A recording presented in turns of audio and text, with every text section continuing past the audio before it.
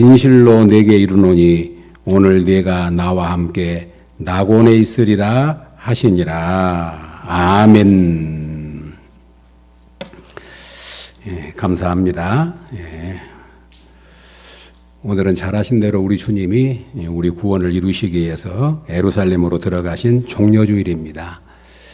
예, 그리고 우리 주님이 금요일 날 십자가에 달리심으로 우리의 죄짐을 담당해 주시고 우리의 구원의 은혜를 우리에게 베풀어 주신 주간입니다.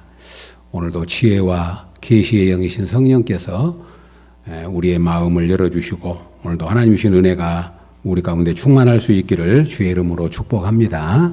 감사합니다. 오늘 말씀 제목이 최후의 순간까지 붙들어야 할 것, 이런 제목으로 함께 은혜를 나누겠습니다. 최후의 순간까지 붙들어야 할 것.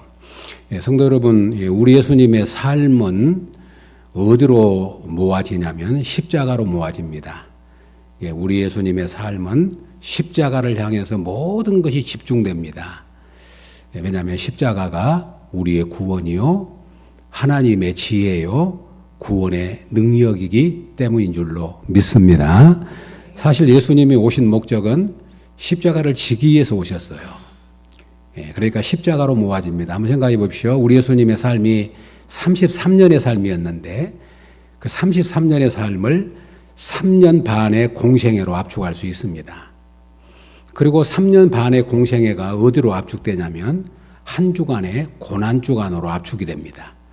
그래서 사복음서를 읽어보시면 우리 예수님의 사생활은 거의 침묵하고 있고 3년 반 동안 공생애를 기록했지만 어디에 집중되어 기록되냐면 바로 주님의 고난에 집중되어 기록이 됩니다. 그리고 우리 예수님의 그 고난은 어디로 모아지냐면 바로 십자가로 모아집니다. 십자가는 6시간에 매달리셨는데 십자가에 예수님이 십자가의 6시간에 집중됩니다. 그리고 그 십자가는 예수님의 십자가 위에서 하신 7마디, 우리가 그것을 가상칠언이라 그러죠. 가상칠언, 십자가 위에서 행하신 7마디의 말씀, 7말씀. 사복음서가 마태, 마가, 누가, 요한이 기록한 사복음서잖아요. 사복음서가 우리 예수님이 십자가에서 말씀하시는 것을 7마디로 압축을 합니다. 그래서 그 십자가에 예수님 위에서 행하신 가상칠언에 우리 예수님의 모든 것, 구원의 모든 역사가 그 안에 담겨져 있습니다. 예수님의 십자가의 죽으심은 최후의 순간입니다. 그렇지 않아요? 최후의 순간. 예수님의 십자가는 예수님의 모든 고난의 극치입니다. 예수님은 고난의 여정을 사셨지만 십자가가 예수님의 고난을 마지막 이제 가장 고통스러운 순간이었습니다. 십자가 위에서 6시간 당한 고통은 참으로 우리 말로 형언할 수가 없습니다. 가장 흉악한 도구가, 사형의 도구가 십자가입니다. 다시 말하면 가장 비인간적인 하나의 모습이지요. 지금 전쟁의 참상을 보면서 어떤 생각이 듭니까? 우리 인간이 참 못됐다. 우리 인간이 참 죄가 크다. 참 흉악하다. 그 많은 사람들을 죽여 눈 하나 끄덕 않고 죽이는 모습들을 보잖아요. 성도 여러분, 한 사람을 죽이는 일에도 너무 무서운 일인데 그 많은 사람들이 죽어가고 희생당하고 그 애써서 세운 건물들이 무너져 내린 것들을 보면서 무슨 생각이 드십니까? 우리는 전쟁 안 하니까 좋다. 그 정도로 끝나는 것이 아니잖아요. 그런데 우리 인간이 만들어낸 가장 흉악한 사람을 죽이는 방법이 뭐냐면 십자가에 매달아 죽이는 거잖아요. 그래서 십자가에 매달리면 잘 아신 대로 모든 모든 물이 다 빠져가지고 옆구리에 창을 찌르지요. 손과 발에 못을 박아가지고 모든 것이 다 빠져가지고 죽는, 참 생각만 해도 아찔합니다. 우리 주님이 그 고통을 당하셨어요. 예수님은 그 십자가 고통을 아셨습니다. 그래서 겟세마네 동산에서 기도할 때 제자들에게 기도를 부탁해요. 뭐라고 말합니까? 내가 심히 고민하여 죽게 되었으니 너희는 기도하라. 이런 예수님 모습을 처음 보잖아요. 그리고 예수님이 기도할 때 땀방울이 핏방울이 되는 기도를 드리시잖아요. 예수님은 십자가의 고통을 아셨어요. 그리고 우리 예수님이 육체적으로 당한 고통은 말할 것도 없고 정신적으로 영적으로 당한 고통은 참으로 큽니다. 왜냐하면 십자가는 저주의 죽음입니다. 구약의 율법에 나무에 달린 자마다 저주를 받았다 그랬거든요. 그러니까 예수님이 나무에 달려 죽으신 것은 저주의 죽음입니다. 저주라는 거 아시잖아요. 예수님이 얼마나 저주를 당하셨냐면 생각해 보십시오. 모든 사람들로부터 버림당했어요. 그리고 제자들에게까지도. 버림당한다고 하는 것은 저주입니다. 예수님이 버림당할 이유가 뭐가 있습니까? 그리고 우리 예수님은 예루살렘 성으로부터도, 성은 성전이 있는 곳인데 성으로부터도 예면을 당하셔요. 성이 용납을 못해요. 그래서 예수님을 골고다 언덕으로 성 밖으로, 영문 밖으로 끌고 간 거예요. 성 안에 죽을 수가 없어요. 예수님은. 성도 예수님을 받아들일 수가 없었기 때문입니다. 우리 예수님은 땅도 용납하지 못했습니다. 왜냐하면 십자가 위에 매달아요. 땅으로부터 분리되는 겁니다. 땅도 예수님을 용납할 수가 없어서 땅으로부터 매달아 죽으신다니까요, 예수님이. 그리고 우리 예수님은 하늘도 용납하지 못했습니다. 잘 아신 대로 예수님이 달려있는 동안에 3시간 동안 하늘이 빛을 잃어버려요. 온 땅이 캄캄해졌잖아요. 빛을 잃어버립니다. 그리고 하나님 아버지도 예수님을 예면하셨죠. 그래서 예수님이 엘리 엘리 나바 사막다니, 엘리 엘리 나바 사막다니, 나의 하나님 어찌하여 나를 버리시나이까 하는 거 드립니다. 그러니까 이것이 뭐냐면 예수님은 저주의 죽음이셨기 때문에 그래요. 왜냐하면 우리 모든 인류의 죄짐을 예수님이 대신 감당하신 줄로 믿습니다. 그러니까 예수님의 고통은 우리의 말로 표현할 수가 없습니다.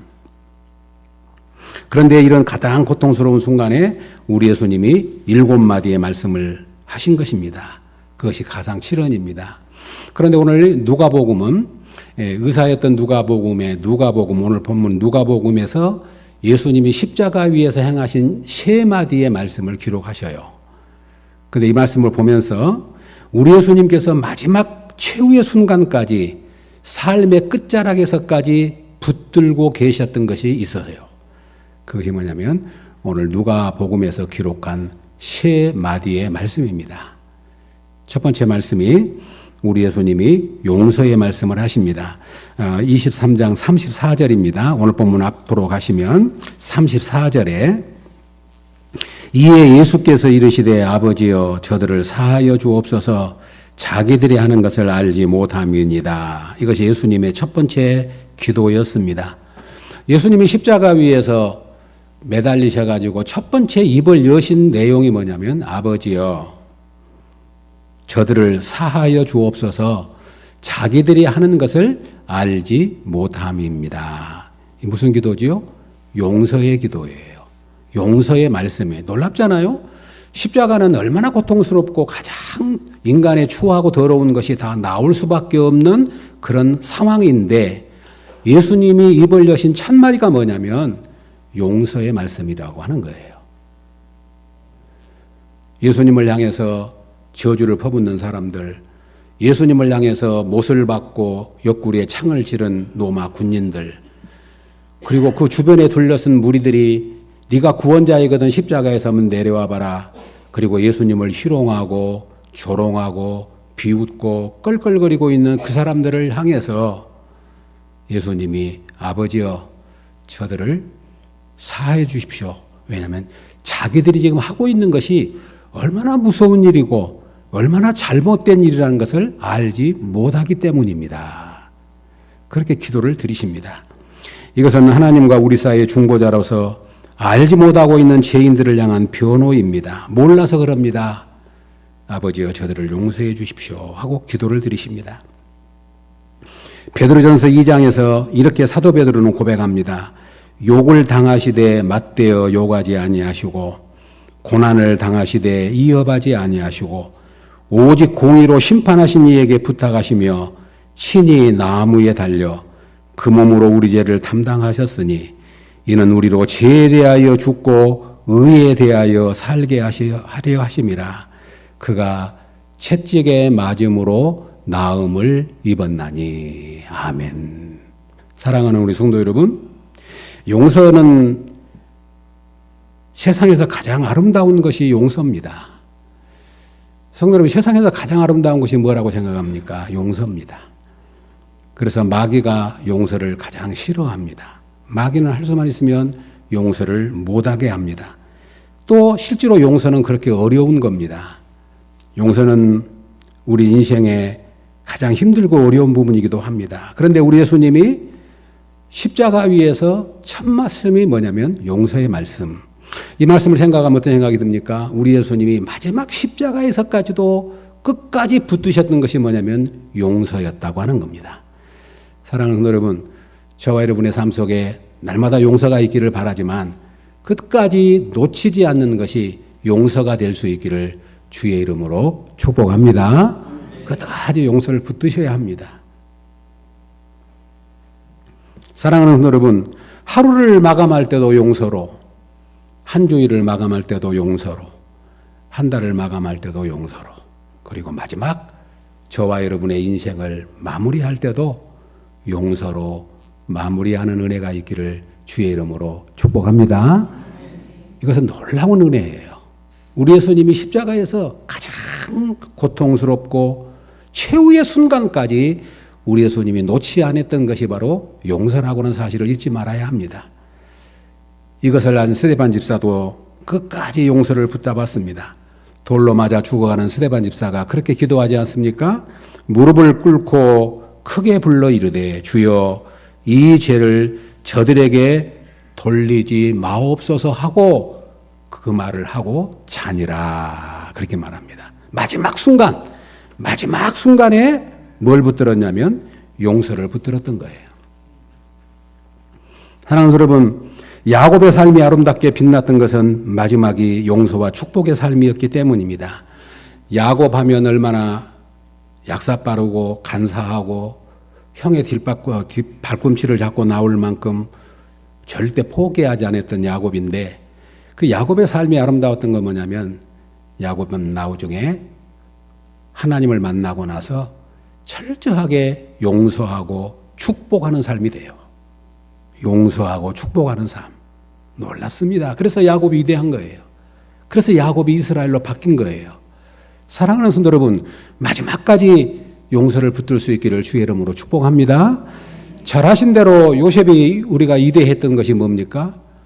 형들을 용서했기 때문 아닙니까? 용서받고 용서하는 사람만큼 복된 삶은 없습니다. 용서받고 용서하는 사람만큼 복된 삶은 없습니다. 아멘이죠? 그것이 어떻게 가능합니까? 십자가의 구속의 은혜가 아니면 설명할 길이 없어요. 우리가 누구에게 가서 용서를 받습니까? 우리가 잘못했을 때, 성도 여러분, 우리가 죄를 지었을 때, 내 양심의 가책을 느꼈을 때 누구에게 가서 용서를 받습니까? 내 죄를 용서할 사람이 누굽니까? 아무도 용서해 줄 자격이 없어요. 하나님 외에는, 주님 외에는. 그런데 그분이 우리 죄를 용서해 주셨고 내가 그분 앞에 용서받을 수 있다고 하는 것은 예수 그리스도 안에 있는 하나님의 사람들만이 누리는 축복인 줄로 믿습니다. 그래서 우리는 그 은혜를 입었기 때문에 용서할 수 있는 힘이 있고 용서할 수 있는 자격이 있고 용서를 해야 된다고 하는 거죠. 용서받고 용서하는 것만큼 복된 일은 없기에 끝까지 용서를 붙드는 우리 사랑하는 성도들 될 수 있기를 주의 이름으로 축복합니다. 두 번째로는 우리 예수님이 끝까지 붙드셨던 것이 뭐냐면 우리 예수님이 바로 사명이었습니다. 뭐가 사명입니까? 오늘 본문입니다. 43절 오늘 본문에 예수께서 이르시되 내가 진실로 내게 이르노니 오늘 네가 나와 함께 낙원에 있으리라 하시니라. 아멘. 잘하신 대로 우리 예수님이 십자가에 못 박힐 때 예수님의 십자가만 못 박힌 것이 아닙니다. 골고다 언덕에 3개의 십자가가 못을 박혀요. 3개의 십자가가 세워져요.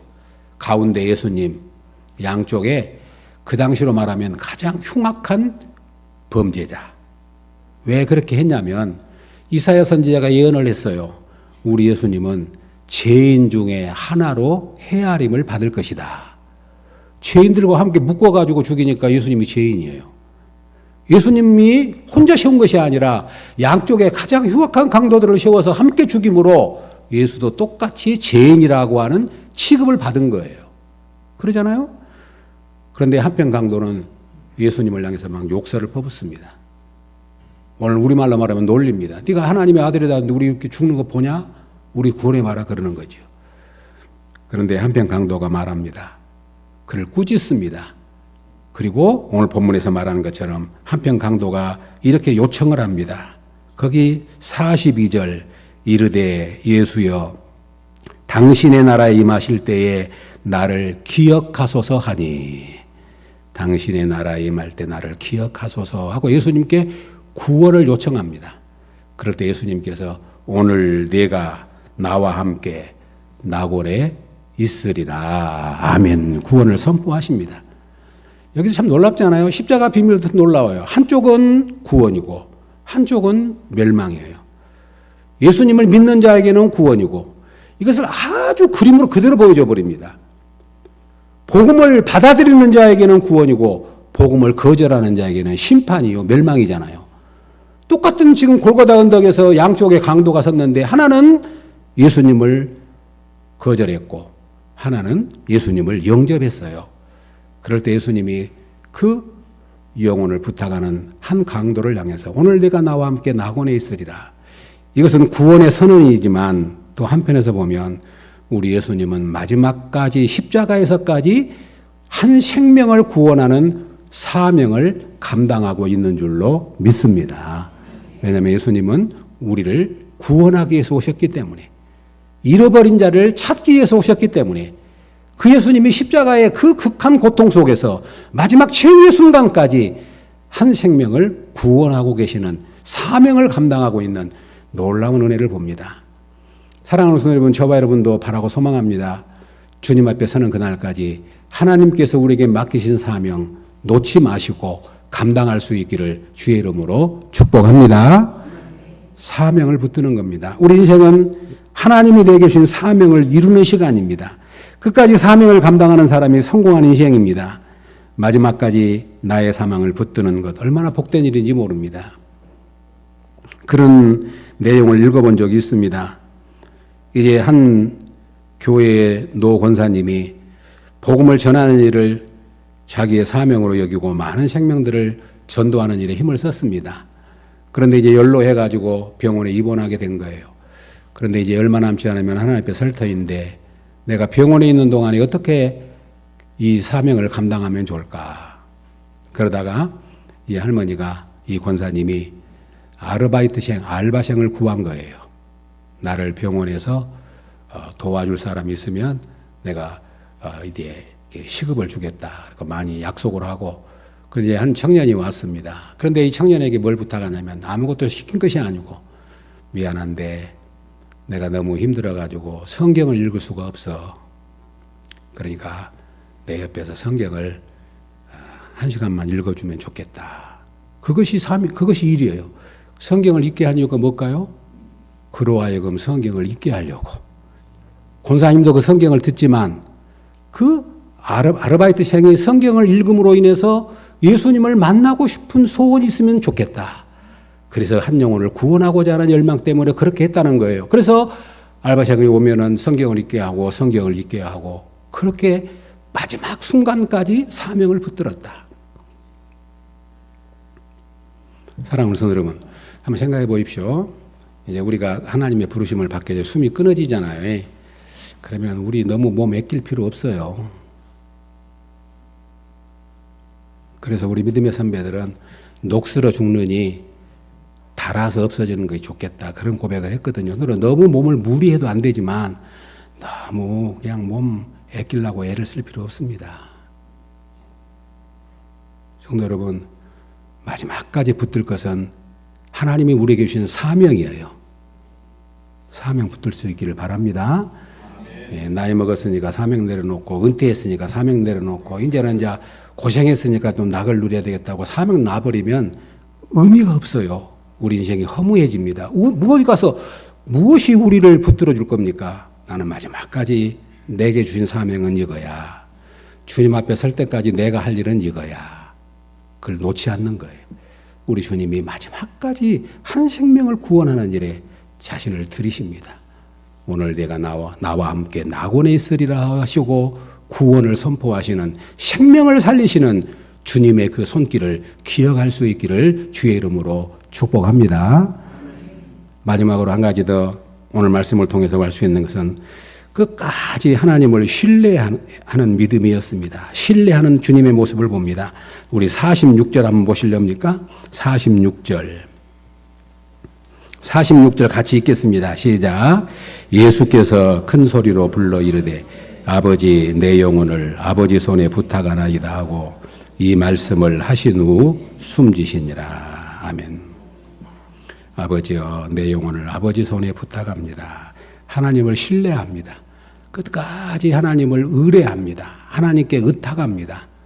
우리 성도 여러분, 마지막 드려야 할 기도가 이 기도예요. 아버지여 내 영혼을 아버지 손에 부탁하나이다. 아버지여 내 영혼을 아버지 손에 부탁하나이다. 예수님 마지막 십자가에서 마지막 드리는 기도, 마지막 드리는 간구, 마지막 부르짖는 주님의 음성이 뭐냐면 아버지여 내 영혼을 아버지 손에 부탁하나이다. 우리 예수님은 십자가에서 우리 인류의 죄짐을 지심으로 많은 고통을 겪으셨지만 끝까지 아버지를 신뢰합니다. 성도 여러분, 믿음은 하나님을 신뢰하는 겁니다. 믿음은 하나님을 신뢰하는 것입니다. 한번 해볼까요? 시작. 믿음은 하나님을 신뢰하는 것입니다. 아멘이죠? 환경, 상황, 조건 다 아무 필요 없습니다. 그냥 죽어도 주님, 살아도 주님, 십자가 위에 매달려도 주님, 끝까지 하나님을 신뢰하는 것이 믿음이에요. 끝까지 하나님 신뢰. 예수님이 십자가에서 지금 사실은 인류의 죄짐을 당하고 하나님도 외면하셨다니까요. 하나님도 고개를 돌리셨어요. 하나님도 예수님의 간구를 듣지 않으셨어요. 겟세마네 동산에 주님이 기도하셨잖아요. 아버지여 할 수만 있거든 이 잔을 지나가게 하옵소서. 그러나 내 원대로 하지 마시고 아버지 원대로 되기를 원합니다. 그랬잖아요. 그러나 우리 예수님은 마지막까지 아버지 내 영혼을 아버지 손에 부탁하나이다. 이것이 주님의 기도만이 아니고 우리가 끝까지 붙들어야 할, 끝까지 하나님을 붙들어야 할 하나님을 향한 신뢰이고 바라고 소망합니다. 사랑하는 여러분, 마지막 드리는 기도가 이 기도가 될 수 있기를 주의 이름으로 축복합니다.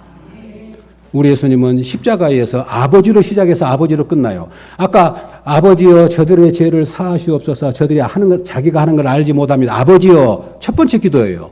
그리고 마지막 예수님이 마지막 하신 말씀이 아버지 내 영혼을 아버지 손에 부탁하고 아버지로 시작해서 아버지로 끝나요. 뭘 의미합니까? 끝까지 하나님을 아버지를 신뢰했다는 말이에요. 기도로 시작해서 기도로 끝나요. 기도로 시작해서 기도로 끝납니다. 십자가의 사건이 사랑하는 성도 여러분, 스데반 집사도 마찬가지잖아요. 그들이 돌로 스데반을 치니 스데반이 부르짖어 이르되 주 예수여 내 영혼을 받으시옵소서. 아까 스데반도 자기를 향해 돌을 들 원수들을 향해서 그 핍박자들을 향해서 저들을 사해달라고 기도했던 스데반이 마지막 자기 영혼을 아버지 앞에 부탁합니다. 그랬더니 어떤 일이 생겼습니까? 성경에 보면 바로 이어서 나오는 말이 스데반이 성령 충만하여 하늘을 우러러 주목하여 하나님의 영광과 및 예수께서 하나님 우편에 서신 것을 보고 말하되 보라 하늘이 열리고 인자가 하나님 앞에 하나님 우편에 서신 것을 보노라.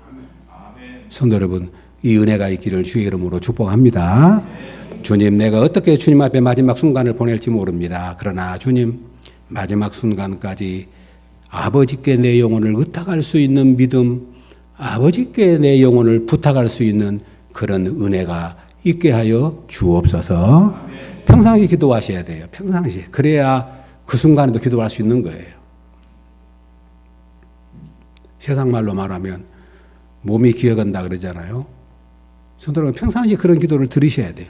평상시 그렇게 하나님을 의탁하는 삶을 사셔야 돼요. 그래야 의탁이 가능한 거죠. 내 영혼을 의탁할 수 있다고 하는 것은 축복입니다. 한번 생각해 보십시오. 우리 사람은 몸으로만 있다 끝나면 좋지만 몸으로만 있는 것이 아니잖아요. 우리 몸과 영혼이 있어요. 그러면 몸은 우리가 땅에 묻히지만 우리 영혼이 어디로 갈 겁니까? 우리 영혼이 안식처가 어디입니까? 우리 영혼을 의탁할 곳이 어디입니까? 하나님 아버지의 품인 줄로 믿습니다.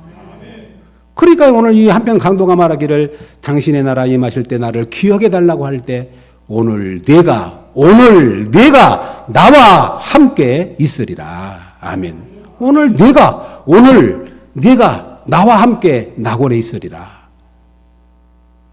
사랑하는 여러분, 기도는 아버지를 신뢰하고 의탁하는 증거입니다. 마지막에 하나님의 이름을 부를 수 있는 사람은 행복한 사람입니다. 사랑하는 성도 여러분, 마지막 순간까지 나의 믿음을 지켜달라고, 마지막 순간에 내 영혼을 아버지 앞에 의탁할 수 있는 은혜가 있게 해달라고 오늘도 구하시고 기도하시고 마지막까지 붙들 수 있기를 주의 이름으로 축복합니다. 예수님이 십자가에서 최후의 순간까지 그 고통스러운 순간에도 놓지 않고 붙들었던 것이 용서의 말씀, 사명을 감당하는 일, 그리고 하나님 아버지를 온전히 신뢰하는 일이었음을 오늘 우리는 이 말씀을 통해서 기억하게 됩니다. 이 은혜가 이 고난주간의 이 종려주일에 꼭 우리 사랑하는 성도들에게 충만하게 임할 수 있기를 주의 이름으로 축복합니다. 이제 결론입니다. 이 모든 광경을 지켜보고 있었던 한 사람이 있었습니다. 누구냐면 로마 군인들을 총지휘해가지고 예수를 끌고 가고 채찍하고 그날 저녁부터 십자가에 매달리는 마지막 장면까지를 총지휘했던 로마 군인 백부장입니다. 그 백부장의 고백이 나옵니다. 바로 이어서 47절을 한번 읽겠습니다. 47절입니다. 시작. 백부장이 그대 일을 보고 하나님께 영광을 돌려 이르되 이 사람은 정녕 의인이었도다 하고 아멘. 여기 백부장 그 된 일을 보고, 그 된 일은 지금까지 십자가에서 있었던 모든 일, 6시간 동안 진행됐던 모든 일, 그 십자가 위에서 일어났던 모든 일을 보고 하나님께 뭘 돌려요? 영광을 돌려요. 그러면서 하는 말이 이 사람은 정녕 뭐였다? 정녕 의인이었다.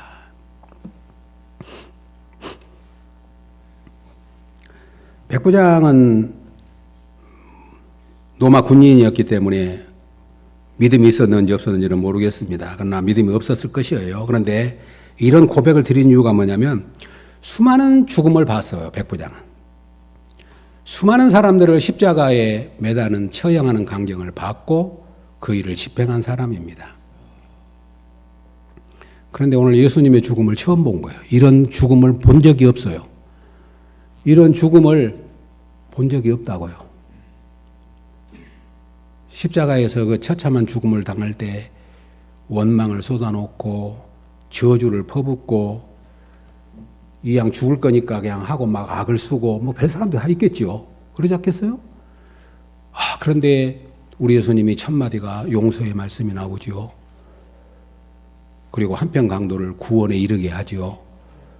그리고 마지막으로 아버지께 의탁하는 그 주님의 모습을 보고 그 된 일을 보고 백부장이 그 된 일을 보고 첫 번째 하나님께 영광을 돌리고 그 다음에 이 사람은 정녕 의인이었다. 그렇게 고백을 합니다. 사랑하는 여러분, 십자가에 죽으신 예수님이 죄인입니까? 의인입니까? 그분은 성경은 그렇게 말합니다.